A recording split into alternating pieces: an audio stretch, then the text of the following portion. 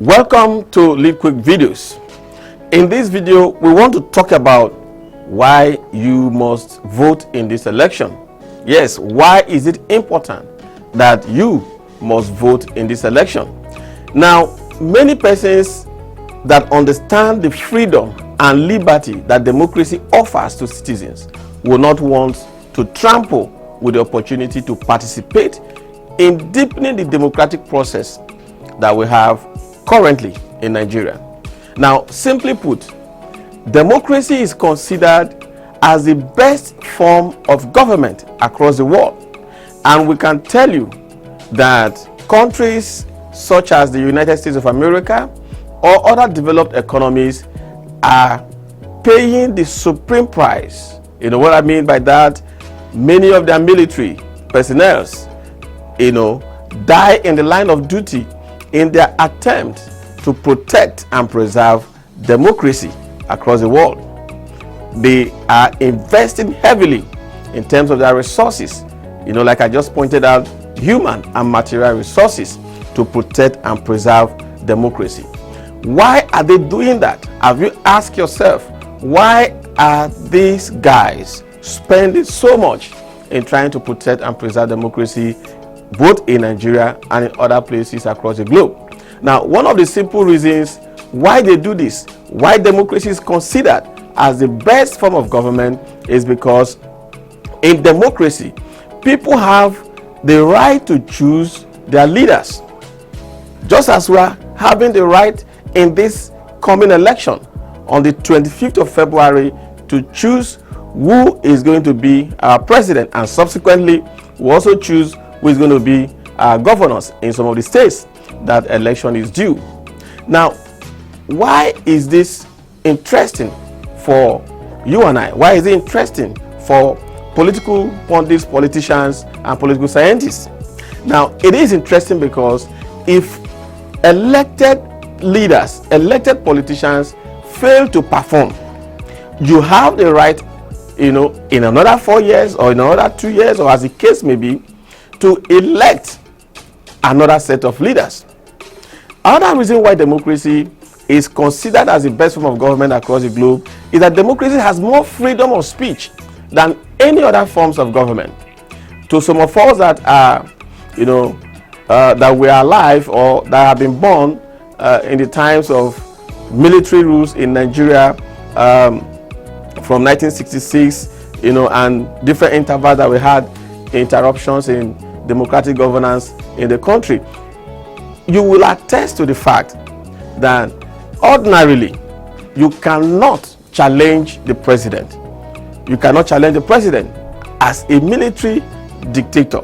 You can't post in these our days of citizen journalism, where you can take to your Twitter, your Facebook, your Instagram account and post issues or content that might be against the government of the day. You can't do that in a military regime or in a dictatorship government. And so in democracy, we have that liberty. Citizens can openly express their opinions, unlike what happens, in other forms of government. Again, democracy gives right to life. It means that states cannot just punish citizens, just because they don't like their face, or because, they choose a different opinion from their opinion.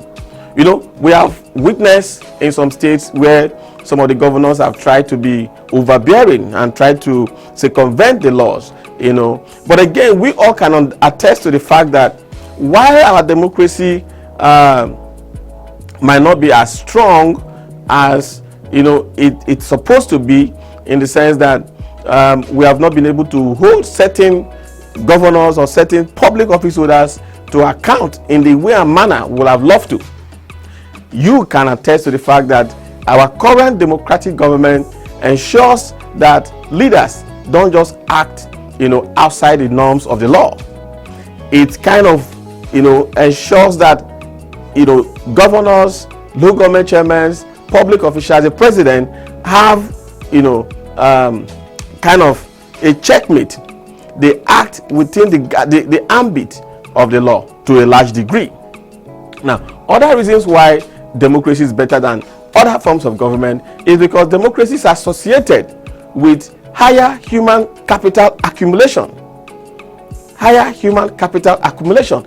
Democracy is also associated with lower inflation. Forget, not minding the current challenges of hyperinflation that we are experiencing in the country. We are going to tell you some of the reasons why we are even experiencing what we are experiencing. Because most of the challenges that we face today, especially has to do with the Naira redesign and all that, are not unconnected with, bad implementation of good policies. Now, another reason why democracy seems to be better, or that democracy is better than other forms of government, is because democracy also ensures lower political instability and higher economic freedom. Democracy is closely tied with economic sources of growth like education levels and lifespan through the improvement of educative institutions as well as healthcare. Now, these are all the antecedents, all the characteristics that puts democracy way above other forms of government. And that is one of the reasons why you must vote in this election. But that is not all, because not all democracies are strong. Not all democracies are offering to our citizens the dividends of democracy. Not all democracies are doing that. Of course, you and I can also agree to a large degree that we have not had it so much good. We have not had it so good in this country in terms of delivering the dividends of democracy. While we can say that we have made some progress, there are still so much gaps to be covered. Now, but what many of us don't know is that the strength of any democratic government is dependent on the strength of citizen participation. Now, let me take that again. While we are anticipating a better government, a better dividend of democracy to be delivered to us, these things cannot be possible if our democracy is not strengthened. And our democracy cannot be strengthened if there is no citizen participation. Now, this is the reason that we are doing this video, to encourage you to participate in the democratic process. You have to participate in the democratic process to strengthen our democracy. Now, what are those democratic processes that you are supposed to participate in?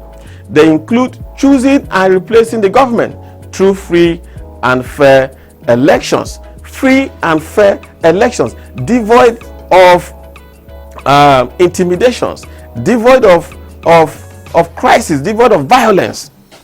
That is one thing that you need to achieve. That is one thing that you need to contribute to ensuring that we have election in this coming election that is free and fair.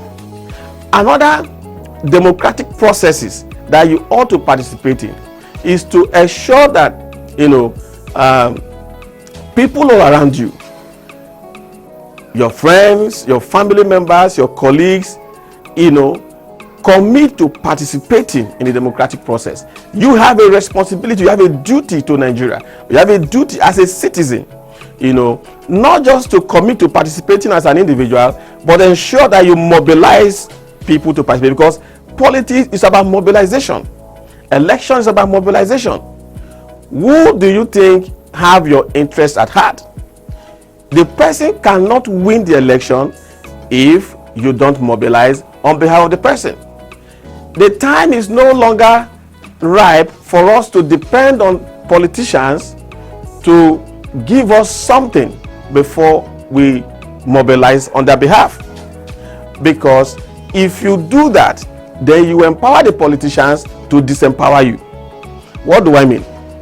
If politicians have the impression that you are expecting them to give you what is not their role and responsibility. For instance, you expect a National Assembly member to deliver certain projects for your community.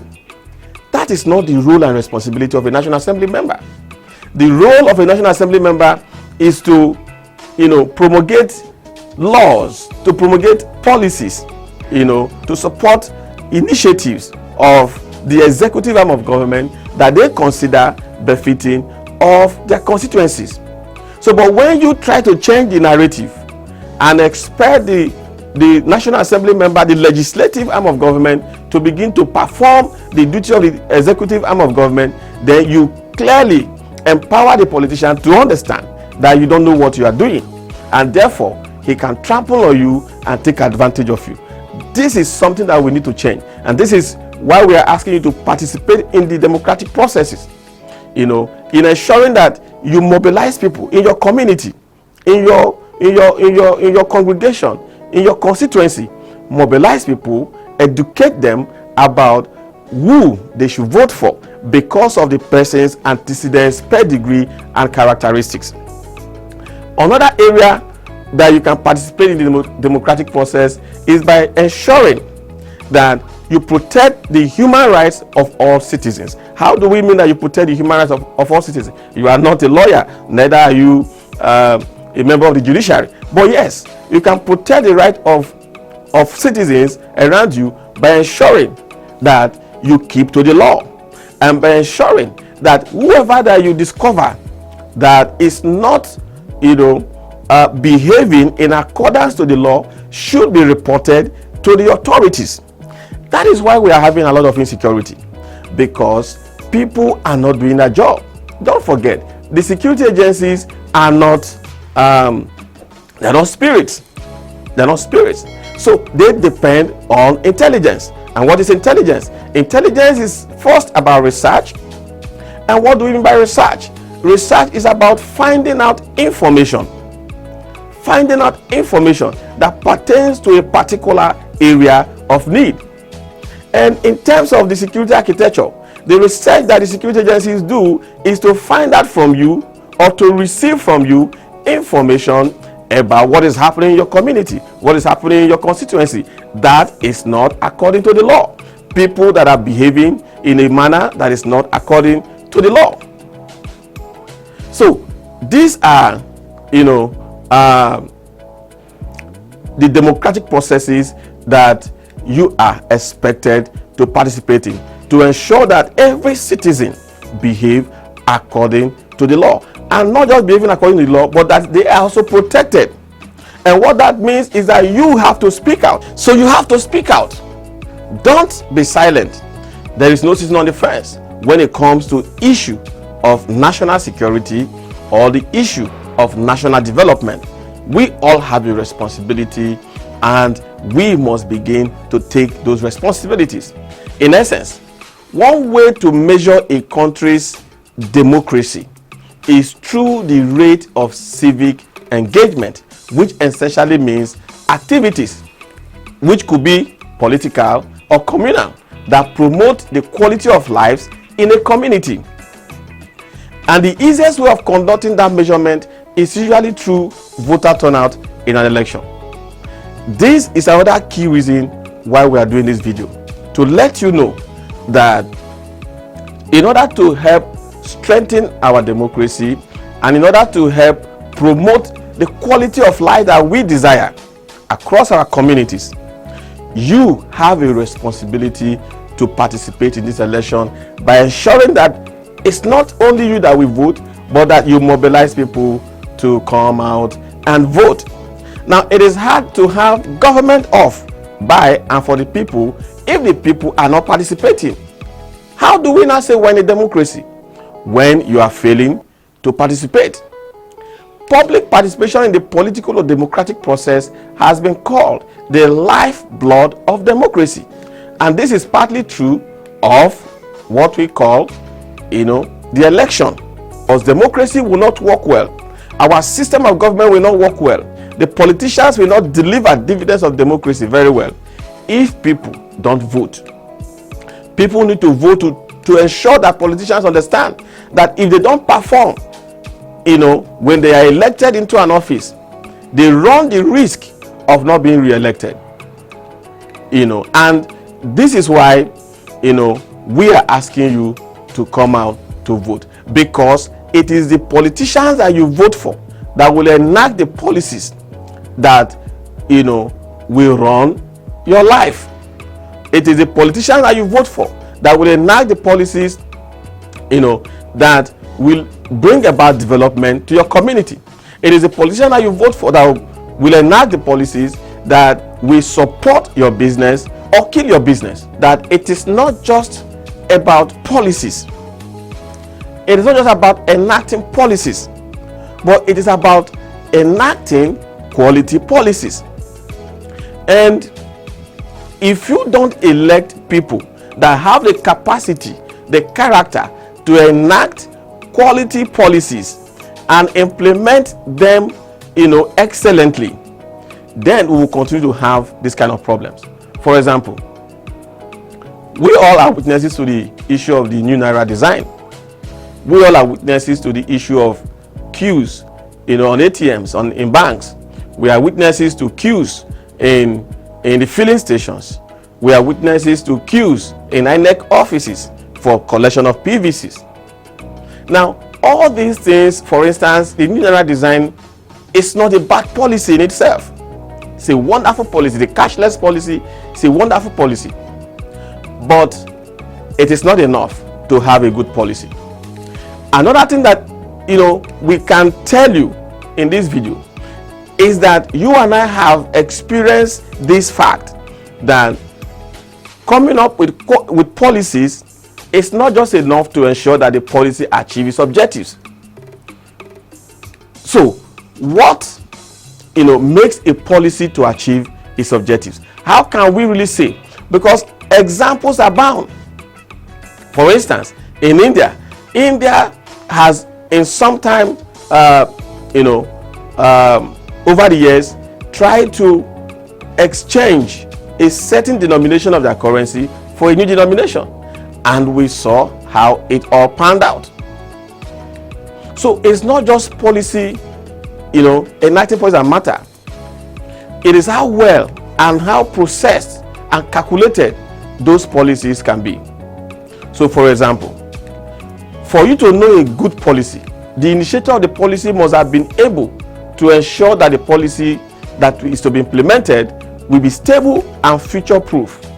The person that is implementing or initiating the policy must ensure that the policy is developed considering the impact on different groups.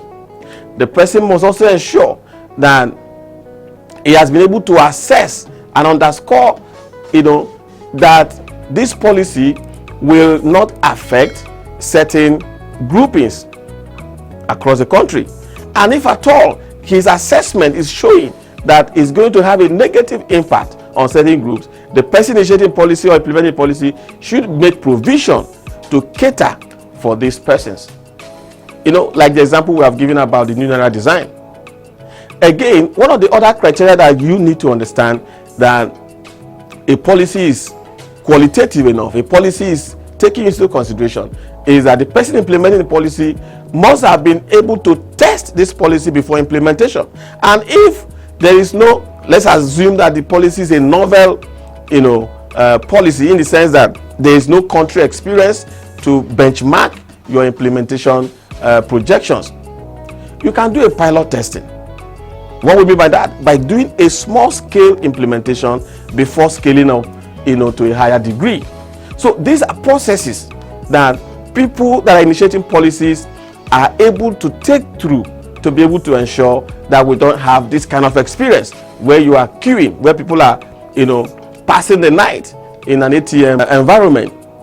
Now, if you look around what is happening in Nigeria, I don't think the policies that we have been implementing meets the above criteria of a quality policy and policy implementation. Now, we have said that election is one way to measure a country's democratic strength. But what of if many or most people don't turn out to vote? It means that these politicians that have shown us that they don't have the capability to initiate and implement quality policies that takes cognizance of the needs of the people, or that takes cognizance of the status and situations of the people, will be coming back as your leaders. And the implication of that is that as they come back as your leaders, they will continue to recycle this type of policies that are not in our best interest. Now, that is the situation that we have in this country, because experience from previous elections have shown that voter turnout in Nigerian election has continuously been abysmally poor, especially compared to other democracies, and this threatens to weaken our democracy the more. Now, to make matters worse, instead of trying to catch up with some of these other nations, politicians in some states have been trying to discourage more people from voting by continuing to promote violence, by continuing to promote, discouraging attitudes and attributes. But we can tell you that voter turnout in this election is critical, because an ideal election is where everyone in the voting age population can and is willing to participate in voting. Now, this means that the winner will have a clear mandate from the electorate, and that is why our constitution, the framers of our constitution, sharply provided that for you to win the presidential election, for instance, you must be able to win 25% of the total votes in at least 24 states of the country. Why did they make that provision? Simply because for you to be the president of the country, you are expected to have, an elaborate acceptance. You are expected, for you to be able to govern effectively. You cannot be a general without an army. If you're a general without an army, who's going to fight the battle for you? So, for you to be a president or a governor, you are expected to have wide support from across the different, geopolitical zones or the different constituencies in your country or in your state, as the case may be. Now, not everyone comes out to vote in Nigeria, despite what we are currently having now. It's a situation whereby not everyone comes out to vote, despite many being registered. For example, our research has revealed that voter turnout across Nigeria hovered around 30 to 35% of registered voters in the last 2 electoral cycles, including off-season elections. Now, while few elections had higher percentages, some recent by-elections recorded as low as 8.3% voter turnout in urban and rural constituencies that have a population of over 1.2 million registered voters. How can you explain that? How can you explain that just 8.3% of 1.2 million people will be electing the leadership, not up to 100,000 people electing a leader where you have about 1.2 million voters? So this is a critical challenge. How do you expect this leader to represent the wishes and aspirations of over 900,000 persons that did not turn up to vote? Now, according to INEC, this unfavorably compares to the average voter turnout of 65 to 70% in other countries, even in West African region, where we are considered as a big brother. So how can we be having this kind of low voter turnout? How can we actually claim to lay ownership of who is our leader? Now, what are the factors that are causing some of this low voter turnout? We have kind of tried to list some of them in the course of this presentation. But let's go to INEC and see what INEC is saying about the factors that are, creating this low voter turnout. Now, according to INEC, several factors are responsible for discouraging voter turnout. Among them are inadequate voter and civic education. Now, this is where we are doing what we are doing with this video, by trying to educate ourselves, to educate you and everyone around us that there is need for us to participate in the democratic process by coming out to vote. There is need for us to share this video, to your contacts, to your family, to your friends, so that we all can be empowered to understand the reason why we should protect the democracy that we enjoy today. Another reason is ineffective voter mobilization. Now, we have tried to make this point clearer before, and that is, voter mobilization is not and should not be left to the politicians alone, because for the politicians, the lower voter turnout, the better for them. What do we mean? The less you participate in the democratic process, the better for them, because they are able to manipulate the process. Beyond manipulating the process, they are able, to take advantage of you. They are able to scuttle your dreams and aspirations. They are able to loot the treasury without you even being aware. Now, another reason why, there is low voter turnout in our elections is the fear of violence during elections. Fear of violence. Now, we are aware. We are seeing some of the issues that have been popping up, attack on different parties and different presidential candidates across the country. But knowing what we know now, knowing the importance of this democracy, and knowing the fact that citizen participation is a lifeblood of the election, is a lifeblood of the democratic process, we have to be prepared. We have to come out and shame the politicians that are trying to cause violence in the country. And of course, we're taking this opportunity to call on all relevant security agencies to ensure that these people are quickly arrested and put behind bars so that they don't further cause trouble for us in the electoral process. Now, another reason why voters fail to turn out to vote is because of unfulfilled promises. Now, this is where we are getting it wrong. When we take, because of the fact that elected officials are not fulfilling their promises, okay, and therefore we're not coming to vote, we are shooting ourselves on the foot. Because the simple thing for us to do is for us to, mobilize ourselves and turn that anger, that disappointment into an appointment to go to the polling booths and vote out those elected officials. That is what we should do. Now, the last reason that INEC is saying that causes this low voter turnout is low public trust in state institutions. Low public trust in state institutions. But remember, we have talked about the fact that as citizens, we have a duty to participate in the democratic process. And one of the duties we said is the fact that we have to be the watchtower. We have to, checkmate the institutions of governance, even as we checkmate ourselves. That is also how we have said that we should not be quiet whenever we discover any public official that is not also behaving according to the bounds of the law. Now, other reasons that have been adduced for low voter turnout include poor access to polling units. Now, this is critical. Poor access to polling units. Now, it is noteworthy to mention that countries with higher percentages of voter turnout during elections also have adequate and convenient voting locations for eligible voters.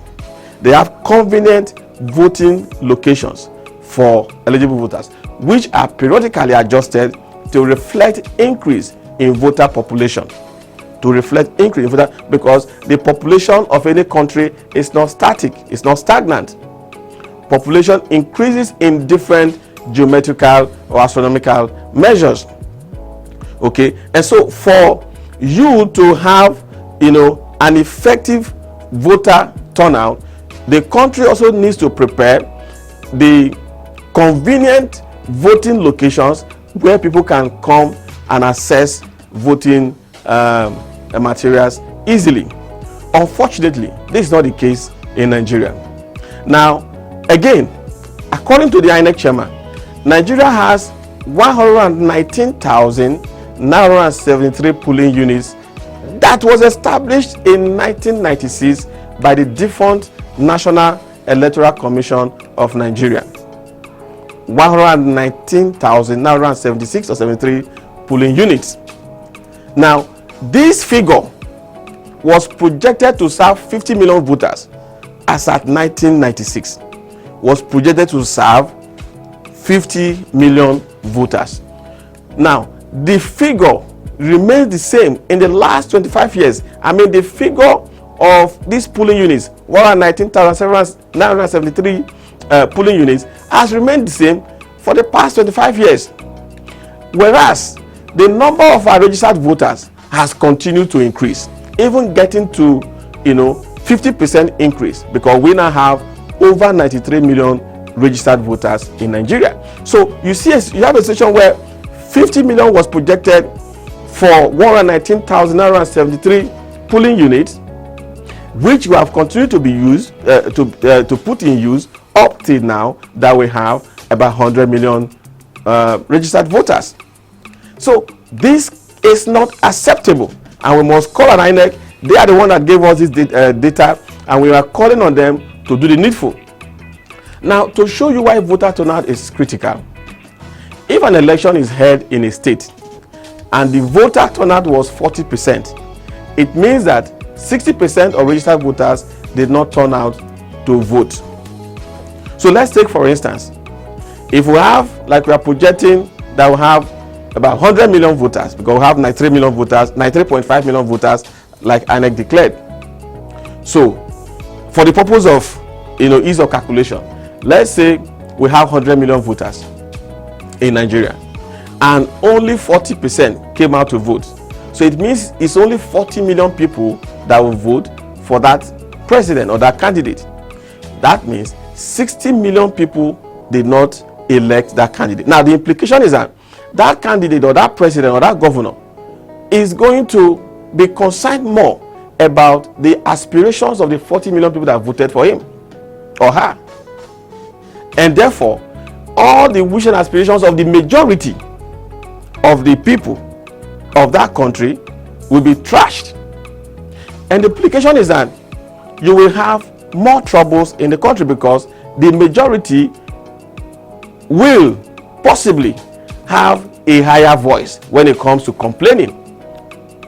Now, it also means that while the winner won the election squarely, there is an underlying issue around citizens caring enough to come out and vote.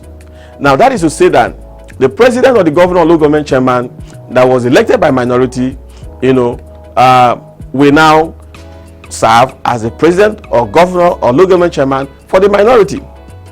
Now, another reason why voter turnout is critical is that voter turnout helps us to understand several assumptions.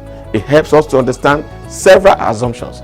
Firstly, it helps us to understand how active are citizens involved in the democratic process, and to see where there might be challenges for them to be addressed. We have listed some of those challenges, but the critical thing is that helps us to measure the strength of our democracy. It will be able to tell us whether our democracy is can be comparable, because many times we like to measure our economy, measure our politics, measure our citizens with that of the United States, but we forget that somehow our democracy is not as old, neither as it strong as that of the United States. So it is critical for citizens to come out to vote. Now, another reason why coming out to vote is critical, some of the assumptions that coming out to vote helps us to understand, is it helps us analyze, assess a range of outcomes in an election. It helps us to analyze range of outcomes in an election. So for example, again, the 2019 Sokoto State governorship election that saw His Excellency Governor Tambuwa winning that election, showed us that the two candidates were separated by just 342 votes. 342 votes. So that tells you that voter turnout in that election, if that difference was even when the voter turnout in the election was about 57%. 57% of the registered voters in Sokoto came out to vote, and brought about the difference between the two leading candidates that gave Tambuwa the victory. The difference was 342 votes.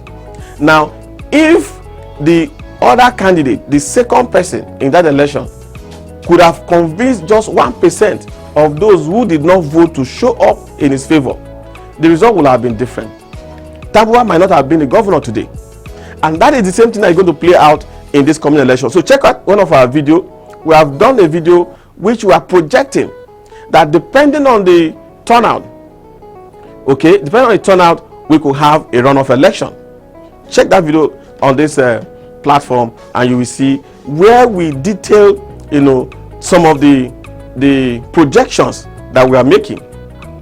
Now, if voters don't turn out to vote, it will not be able to reveal to us the influence that the electorate have. Another example that we would like to give you in this video is the 2021 Anambra State governorship election. In that election, you'll be shocked to know that only 10% of registered voters took part in that election. Now, the implication is that over 90% or nearly 90% of Anambra voters did not participate in the election.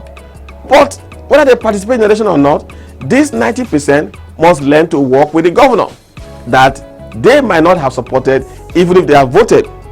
So the implication is that you have, a marriage that is made in hell, a marriage that is not, with the consent of both parties, because the situation whereby you have 90% of the population not electing their leader, then I don't know what that will mean. Now, voter turnout and in this 2023 election is going to mean so much to the candidates. Not just the candidates, it's going to mean so much for Nigeria. Now, interestingly, Nigeria has seen increasing voter registration numbers over time, like we have said before. But voter turnout has consistently reduced since 2003. While voter registration has been increasing, voter turnout, has continued to decrease since 2003. So, for instance, from a high of 69% voter turnout in 2003, the voter turnout for presidential elections has consistently reduced and was only 35% in 2019. 35% of registered voters voted in 2019. Now, which saw President Buhari winning that election. So I can tell you, if we had had like 55% or 60% of voter turnout in that election, President Buhari would not have won that election. Now, recently, the INEC chairman Mahmood Yakubu pegged the voter turnout rate for recent elections between 10 to 35%, meaning that despite high registration figures of 93.5 million, there are still concerns over how many likely voters will turn up to vote. We have said insecurity, difficult logistics, and even general voter apathy have been playing key roles in discouraging voters. So, ahead of the 2023 election, we want to encourage you. First, let us encourage the candidates to work on getting more people to vote. But we know that the candidates will not be interested in doing that. And so we are putting the work squarely on you, to ensure that more citizens can participate in these very important and consequential elections. We want to put the responsibility on you. Yes, you. For this election to count, you need to ensure that you turn out to vote. Don't give the politicians the room to manipulate this process. This election is very, very consequential. Tell us what you think, and don't forget to share this video to your contacts. Till we see you again.